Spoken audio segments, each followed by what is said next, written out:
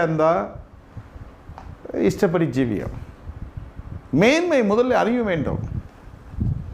அப்போ வாய் என்ன சொல்லும் என்றால், மனம் என்ன சொல்லும் தெரியுமா? ஆண்டவரே, கோடான கோடி ஸ்தோத்திரம் ஆண்டவரே, எனக்கு நல்ல உடல் சுகத்தை கொடுத்துருக்கிறீர், தீர்க்க ஆயுசு கொடுத்துருக்கிறீர், என் மனைவியை கொடுத்துருக்கிறீர், பிள்ளைகளை கொடுத்துருக்கிறீர், புருஷனை கொடுத்துருக்கிறீர், குடும்பத்தை கொடுத்துருக்கிறீர், வீட்டை கொடுத்துருக்கிறீர், எனக்கு நிர்வாகத்தை கொடுத்துருக்கிறீர்,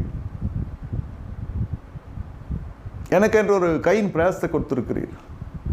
எனக்கு நீர் கொடாதது ஒன்றுமே இல்லை ஆண்டவரே, எல்லாவற்றுக்கும் நன்றி சொல்லுவோமா? இதெல்லாம் இருக்கிறதெல்லாம் மறந்துட்டு எனக்கு அதை கொடு, எனக்கு இதை கொடு, தப்பு இல்லை.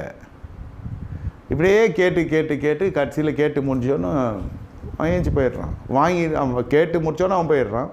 பெற்றுக்கொண்டதுக்கப்புறம் சுத்தமாக வருது. இவ்வளோதான் ஜெபம்.